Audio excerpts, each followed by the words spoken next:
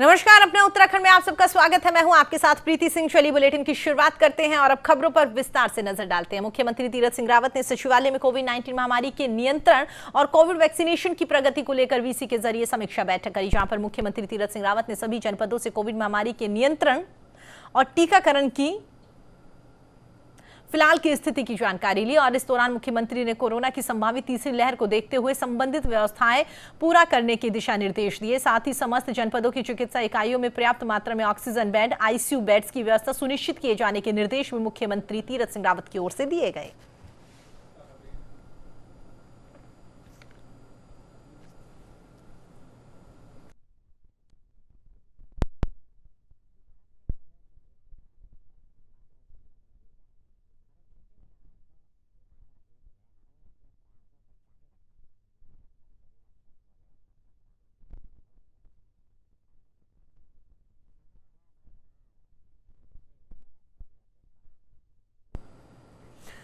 उत्तराखंड में भी कोरोना की दूसरी लहर ने अर्थव्यवस्था को बुरी तरीके से प्रभावित किया है, तो वहीं पर कई तमाम सरकारी योजनाओं और विकास कार्यों पर भी ब्रेक लग गया। ऐसे में उन्हीं विकास कार्यों को सुचारू करने के लिए उत्तराखंड सरकार की क्या कुछ तैयारी और रणनीति है, इसी को लेकर न्यूज इंडिया संवाददाता साक्षी साहनी ने कैबिनेट मंत्री बिशन सिंह चुफाल से खास बातचीत की।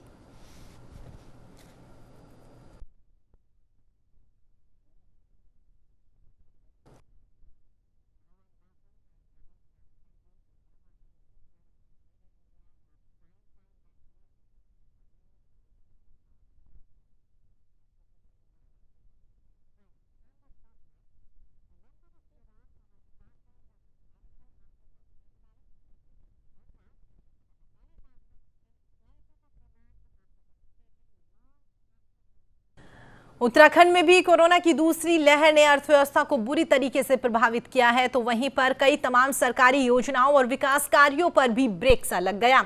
ऐसे में उन्हीं विकास कार्यों को सुचारू करने के लिए उत्तराखंड सरकार की क्या कुछ तैयारी और आगे की रणनीति है, इसी को लेकर न्यूज इंडिया संवाददाता साक्षी साहनी ने कैबिनेट मंत्री बिशन सिंह चुफाल से खास बातचीत की। आप भी सुनिए। कोरोना के दौरान बहुत सी विकास कार्यों पे अंकुश लग गया, जिस पर बात करने के लिए हमारे साथ बिशन सिंह चुफाल जी मौजूद हैं। सर, जिस तरीके से विकास कार्यों पे एक तरीके से रोकथाम हो गई थी, तो अब देखा जाता है कि सारे विभाग जो हैं अपने विकास कार्यों को तेज़ी से आगे बढ़ाने में जुटे हुए हैं, क्योंकि चुनाव का समय भी नज़दीक आ रहा है। पेयजल विभाग का क्या अपडेट है सर अभी तक? इस 4 महीने के बीच में कोविड-19 के महामारी से जो विकास कार्यक्रम थे हमारे पेयजल के, वो विकास कार्यक्रम में थोड़ा सा ब्रेक लग गया था। इसमें जल जीवन मिशन के अंतर्गत पूरे प्रदेश में 2023 तक अपने घर घर पानी देना था। बीच में पानी का मापन भी होता, डिस्चार्ज जो पानी का होता है तो गर्मी में किया जाता है 15 मई से 15 जून तक, उसका मापन भी हमने कर लिया। इसमें धीरे धीरे जो प्रदेश की आर्थिक स्थिति है पुनः लौट के आई है, पटरी पर आई है, काम शुरू होने लग गया है। और जो मैं पेयजल की बात जहाँ तक कहूँ कि डीपीआर हमारी 1 महीने के अंतर्गत बन जाएंगी पूरी। 1 महीने के बाद डीपीआर बनने के बाद काम टेंडर प्रक्रिया शुरू हो जाएगी और 2 महीने से हमारे जो टेंडर प्रक्रिया पूरी हो जाने से निर्माण कार्य शुरू होंगे। और घर घर पानी देने का जो हमने वायदा किया है, प्रधानमंत्री नरेंद्र मोदी जी की जो योजना है, उस योजना के तहत जहाँ पर पानी के स्रोत नहीं है, उन पानी के स्रोत आसपास भी नहीं है, वहाँ पर हम पंपिंग के माध्यम से पानी पहुँचाएंगे। जहाँ पर पानी के स्रोत हैं दूर 10 किलोमीटर की दूरी पर भी है ग्रेविटी से, वहाँ पर से भी हम पानी की योजना। इस समय हमारे पास पेयजल के लिए पैसे की कोई कमी नहीं है, पैसे जितना खर्च कर सकते हैं उतना खर्च करें। 2 करोड़ तक की योजनाएं जितने भी हैं वो जिलाधिकारी स्तर पर ही काम शुरू हो जाएगा, प्रदेश सरकार को नहीं भेजेंगे। उसकी डीपीआर जनपद में ही बनेगी, उसकी टीएस भी वहीं पर होगी और पैसा भी जिलाधिकारी उन विभागों को, संबंधित विभाग को, कार्यदायी संस्था को वहाँ से अवमुक्त करेगा। इसलिए अधिकतर योजना हमारे 2 करोड़ से नीचे की होती है। बड़ी योजनाएं जो है 2 करोड़ से ऊपर की 5 करोड़ तक के लिए है, राज्य सरकार यहीं पर उनको स्वीकृत है। 5 करोड़ से ऊपर वाली जितनी भी योजना होती, भारत सरकार की जो टीम आती है वो आती है और उनके साथ मीटिंग होती है, तब वो योजना स्वीकृत की जाती है। इसलिए बहुत सारी योजना अभी हमने अगले महीने 206 करोड़ की हमने स्वीकृति कराई थी। अभी भी 5 तारीख को अभी भारत सरकार के साथ बैठक होनी है, तो उस बैठक में जो हमारे 5 करोड़ से ऊपर की जो योजना है वो योजना स्वीकृत होंगी। सर, अगर बात करें कोरोना की, तो कोरोना को लेकर राज्य सरकार बहुत संवेदनशील है और अब तीसरी लहर को लेकर भी मुख्यमंत्री ने कहा है कि पूरी तैयारियां हैं। किस तरीके से सर मंत्रियों को भी निर्देश दिए हैं कोरोना को लेकर, क्योंकि जिन जिन क्षेत्र के आप लोग प्रभारी हैं वहाँ की भी सारी व्यवस्था देखनी पड़ती है। कोरोना के जो आपके 3rd लहर की जो बात है, इसके लिए सबसे पहले तो अभी सबसे मेरा निवेदन है जितने भी प्रदेश की जनता से, कोविड-19 का हमको पालन करना पड़ेगा, क्योंकि उसके जो मानक हैं उस मानकों के हिसाब से हमको काम करना पड़ेगा। और जहाँ तक व्यवस्था की बात है, पूरी सरकार पूरी तरह से तैयारी है और जनपद स्तर पर जहाँ पर हमको प्रभारी बना रखा है वहाँ पर भी हमें अभी बैठकें ले रहे हैं। बैठकों के माध्यम से पता चल रहा है कि जनपद स्तर पर भी सरकार पूरे स्तर से जो स्वास्थ्य विभाग है, जो उससे भी जुड़े हैं, सब लोग काम कर रहे हैं। इसमें वैक्सीन का जो काम घर घर जाके हम वैक्सीन का काम कर रहे हैं, वैक्सीन लगा रहे हैं लोगों को घर घर जाके, और लोगों को समय भी दे रहे हैं कि आज आपके गांव में आ रहे हैं। गांव बिल्कुल उत्साहित है कि भाई डॉक्टर की टीम आ रही गांव में और हमको टीका लगा रहे हैं। इसलिए जो व्यवस्था पूरे सरकार ने इस समय वैक्सीन की है, उससे प्रदेश की जनता बहुत उत्साहित है। ये थे कैबिनेट मंत्री बिशन सिंह जुफाल जी हमारे साथ, जिन्होंने विभिन्न मुद्दों पर हमारे साथ आज बातचीत करी। अपने सहयोगी रिंकू के साथ मैं साक्षी सानी, न्यूज़ इंडिया, देहरादून। सचिवालय में मुख्यमंत्री तीरथ सिंह रावत की अध्यक्षता में कैबिनेट की महत्वपूर्ण बैठक हुई। बैठक में कैबिनेट मंत्री यशपाल आर्य, बिशन सिंह जुफाल और सुबोध उनियाल सचिवालय सभागार में मौजूद रहे। तो वहीं पर बैठक में 3 जिलों के लिए आगामी 1 जुलाई से 4 धाम यात्रा खोलने पर मुहर लगाई गई। तो वहीं बैठक में नेता प्रतिपक्ष इंदिरा हृदयेश के निधन पर शोक प्रस्ताव रखते हुए 2 मिनट का मौन रखा गया और इसके साथ ही सचिवालय में शासकीय प्रवक्ता सुबोध उनियाल ने कैबिनेट में लिए गए फैसले की जानकारी दी। कुंभ को लेके 11 और अन्य विषय वाला जो मैंने आपको अभी बताया 12, एजेंडे के 10, अन्य विषय में 11। और क्योंकि माननीय उच्च न्यायालय का एक डायरेक्शन आई थी कि मंत्रिमंडल इस पर विचार करे, तो माननीय उच्च न्यायालय के निर्देशों के अनुसार मंत्रिमंडल ने कुंभ 4 धाम यात्रा जो जनपदों में प्रारंभ की जा रही है उस पर विचार करने का काम किया। देश में 1975 में लगाए गए आपातकाल को आज 46 साल पूरे हो गए हैं। इसी को लेकर बीजेपी ने आपातकाल को काला दिवस के रूप में मनाया। तो वहीं पर बीजेपी प्रदेश कार्यालय में बीजेपी प्रदेशाध्यक्ष मदन कौशिक ने वर्चुअल माध्यम से संबोधित करते हुए कहा कि 25 जून भारत के इतिहास में काला धब्बा है। कांग्रेस को हर साल इस दिन देश के लोगों से माफी मांगनी चाहिए। आपको विदित है कि आज लोकतंत्र के इतिहास में जो काला दिन इस रूप में हम जानते हैं, आज के तारीख में जो भारत का एक गौरव है, भारत का लोकतंत्र जो दुनिया का सबसे बड़ा लोकतंत्र माना जाता है, जिसके कारण दुनिया में भारत को एक बहुत बड़ी पहचान इस रूप में है, उस लोकतंत्र को कुचलकर भारत के संविधान में अनेक ऐसे संशोधन और इस प्रकार की सख्तियां जिस पर जो पूरी तरीके से असंवैधानिक कांग्रेस ने उस समय की। कोरोना के चलते बंद किए आस्था के प्रतीक नीम करोली बाबा मंदिर को श्रद्धालुओं के लिए खोल दिया गया है, जिसे लेकर अब श्रद्धालु मंदिर जाकर दर्शन कर सकते हैं। तो वहीं पर सोशल डिस्टेंसिंग के लिए कैची धाम मंदिर भवाली में निर्धारित दूरी पर गोले बनवाए गए हैं, जिससे कि सामाजिक दूरी का आसानी से यहां पर पालन किया जा सके। इसके साथ ही मंदिर परिसर में आने वालों को सैनिटाइज भी किया जा रहा है और मास्क लगाने को लेकर भी आमजन को यहां पर जागरूक किया जा रहा है।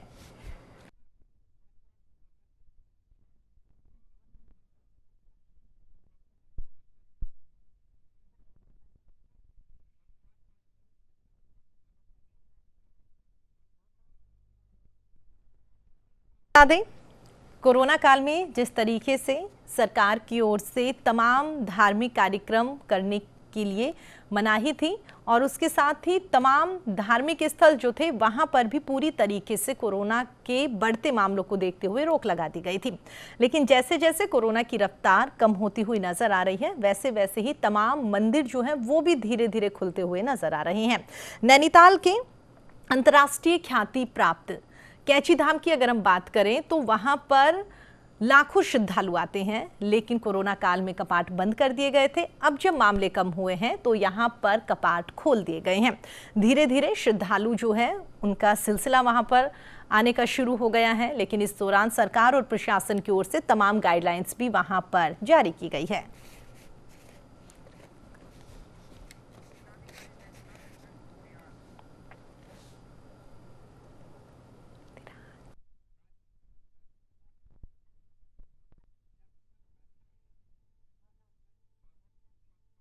बढ़ते हैं तो आपको बता दें, इसी खबर पर हमारे साथ बातचीत करने के लिए नैनीताल से जिला अधिकारी धीराज गब्रियाल जी हमारे साथ जुड़ गए हैं। धीराज जी, बहुत बहुत स्वागत है आपका न्यूज इंडिया पर। तो आपको बता दें, उत्तराखंड में जिस तरीके से तमाम धार्मिक स्थलों को बंद करा गया था उन्हें अब खोल दिया गया है और कह सकते हैं कि स्पेशली कैची धाम का हर श्रद्धालु बेसब्री से इंतजार कर रहा था कि कब कैची धाम खुलेगा और कब यहां पर दर्शन करने के लिए जाएंगे।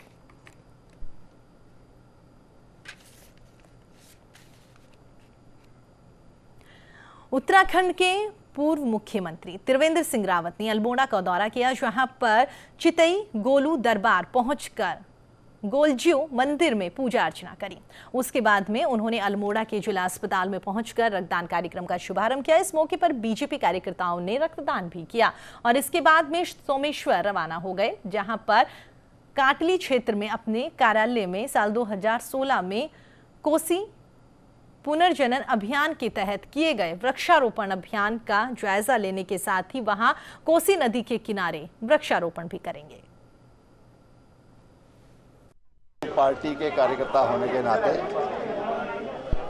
जो सरकार की उपलब्धियां हैं और पार्टी संगठन के इस समय जो कार्यक्रम चल रहे हैं, रक्तदान के कार्यक्रम चल रहे हैं, कहीं वृक्षारोपण के कार्यक्रम चल रहे हैं, कहीं गरीबों के बीच में राशन बांटने का काम चल रहा है, कहीं औषधियाँ देने का काम चल रहा है, कहीं जो जिन घरों में तमाम तरह की इस समय दुर्घटनाएं हुई हैं उन घरों में मिलने जुलने का काम हो रहा है ताकि उनका मनोबल बना रहे।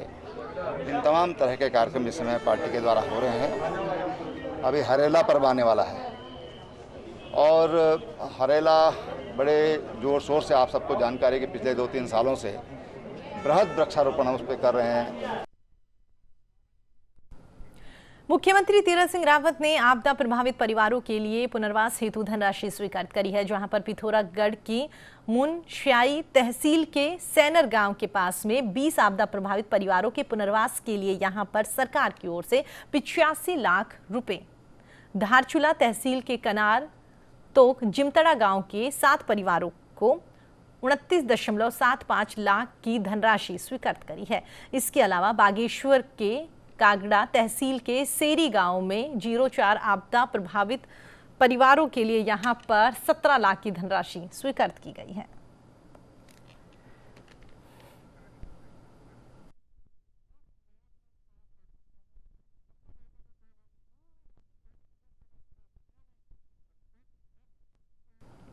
हरिद्वार महाकुंभ में हुए कोरोना जांच घोटाला मामले में उत्तराखंड में सियासत लगातार गर्माती हुई नजर आ रही है।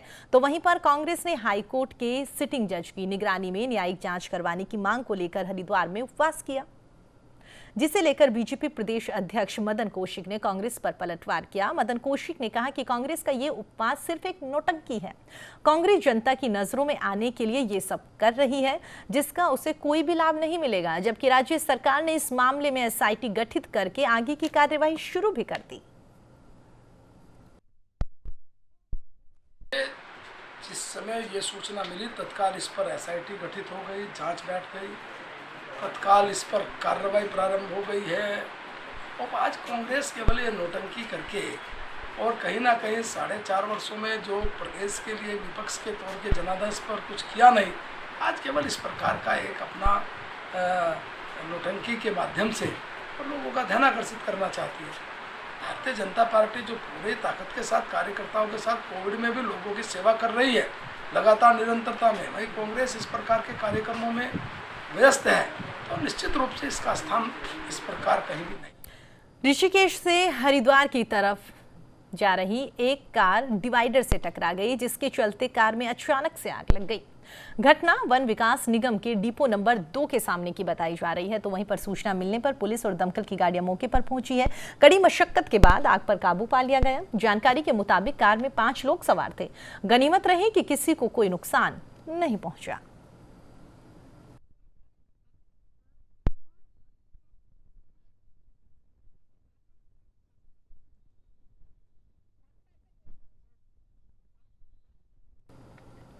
कैबिनेट मंत्री गणेश जोशी हल्द्वानी पहुंचे, जहां पर महाप्रबंधक जिला उद्योग के कर्मचारियों ने उनका भव्य स्वागत किया।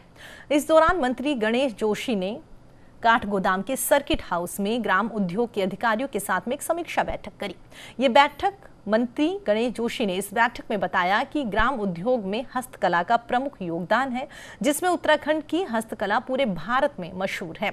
इसी को उत्साहित करने के लिए जगह जगह पर योजनाएं चलाई जा रही हैं, ताकि उत्तराखंड की संस्कृति और साथ ही ग्राम उद्योग से बने हुए हस्तकला के सभी वस्तु को तेजी से उपयोग में लाया जा सके। मेरे पास सैनिक कल्याण के साथ साथ इंडस्ट्री और खादी उद्योग मेरे पास है। और मैंने देखा कि जो केंद्र सरकार और प्रदेश सरकार की जो योजनाएं चल रही हैं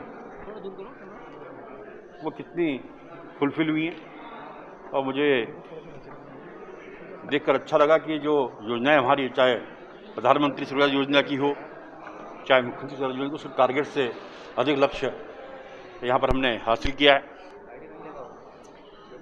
दूसरा, मैं लगातार, क्योंकि मंत्री बनने के बाद मुझे खुद कोरोना हो गया, उसके बाद 2 महीने हम कोविड में फंसे रहे।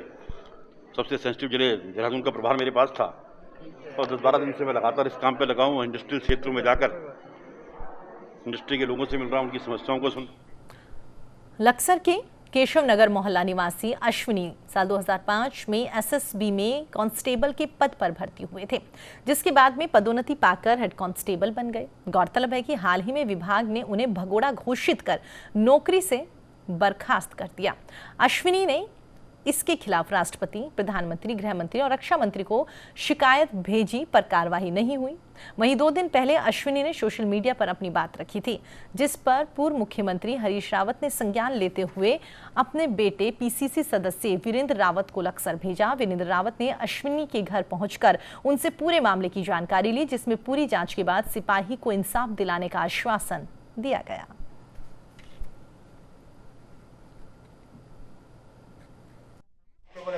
सशस्त्र सीमा बल में कार्यरत था, और मैं 2017 से कैंसर के गले के कैंसर से पीड़ित हूँ, और 2019 से मेरे को नए डीआईजी महोदय द्वारा पूर्व अधिकारी के खिलाफ झूठी बयान देने और झूठी गवाही देने के लिए मजबूर किया जा रहा था, जो मेरे मना करने पर मुझे इतना प्रताड़ित किया गया कि मुझे दोबारा कैंसर रोग दोबारा लौटा दिया गया, बीमारी हालत में लौटाया गया है।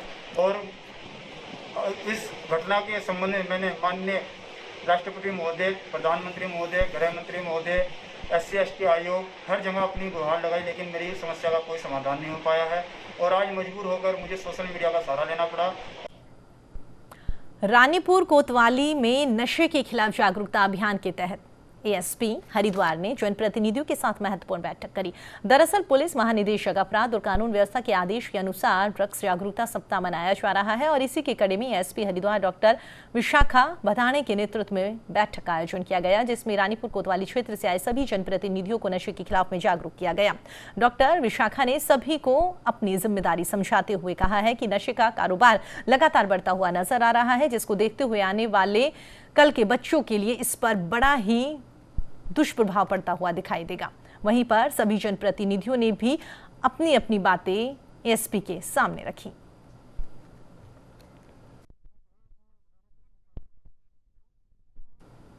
खानपुर विधायक कुंवर प्रणव सिंह चैंपियन ने सीएससी लडोरा पर एक एम्बुलेंस को यहां सौगात दी है। साथ ही आपको बता दें कि विधायक चैंपियन ने फीता काटकर एम्बुलेंस का शुभारंभ किया।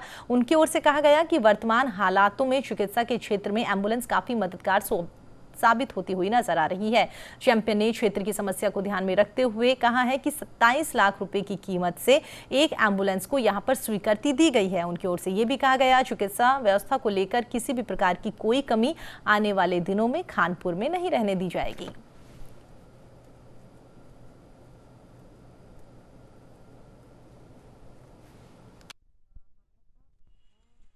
में सीएससी बनवाने के बाद हमने जब इस बार निरीक्षण यहाँ का किया तो कुछ कमियां उजागर हुई। सीएमओ को लेकर हम आए थे और हमने इनोकुलेशन सेंटर अपने निवास में रंग महल लंढौरा में खुलवाया, जहाँ वैक्सीनेशन चल रहा है लगातार। हमें लगा कि यहाँ एम्बुलेंस की आवश्यकता है। कई हज़ार पॉपुलेशन, 25-30 हज़ार की पॉपुलेशन इस सीएससी से जुड़ी हुई है। हमने शासन में इस बात को रखा। हमारे जिलाधिकारी 2 दिन पहले मेरे निमंत्रण पर बालावाली आए थे। जब एम्बुलेंस नहीं प्राप्त हुई तो मैंने उनसे कहा कि एम्बुलेंस नहीं मिली है। जिलाधिकारी ने तत्काल सीएमओ को निर्देश करके एम्बुलेंस भिजवा दी है। तो आज इस एम्बुलेंस को हम जनता को समर्पित करने के लिए आए हैं। 108 एम्बुलेंस जो 24 घंटे लंढौरा परिसर में रहेगी और लोगों के कल्याण के काम में आएगी। लंढौरा में हमारे माननीय विधायक जी के द्वारा और जिलाधिकारी और हमारे मुख्य चिकित्सा अधिकारी हरिद्वार के द्वारा जो एम्बुलेंस आज हमको मिली है, इसका ये क्षेत्रीय जनता को भरपूर इसका लाभ मिलेगा। 24 घंटे सुविधा मिलेगी सर यहाँ पर और किसी भी तरह की कोई परेशानी नहीं होगी। कितनी आवश्यकता थी एम्बुलेंस? सर एम्बुलेंस की बहुत आवश्यकता थी। यहाँ पे कोई भी इमरजेंसी केस अगर हो जाता था तो उसको हम मंगलौर या फिर लक्सर से एम्बुलेंस आने में आधा या 1 घंटा लग जाता था। तब तक पेशेंट को बहुत परेशानी होती थी। तो अब तत्काल यहाँ पे एम्बुलेंस उपलब्ध होगी तो तत्काल यहाँ पे रेफर भी किया जा सकता है और जान बचाई जा सकती है। चलिए फिलहाल अपना उत्तराखंड में इतना ही। देश और दुनिया की तमाम खबरों के लिए आप देखते रहिए न्यूज़ इंडिया। नमस्कार।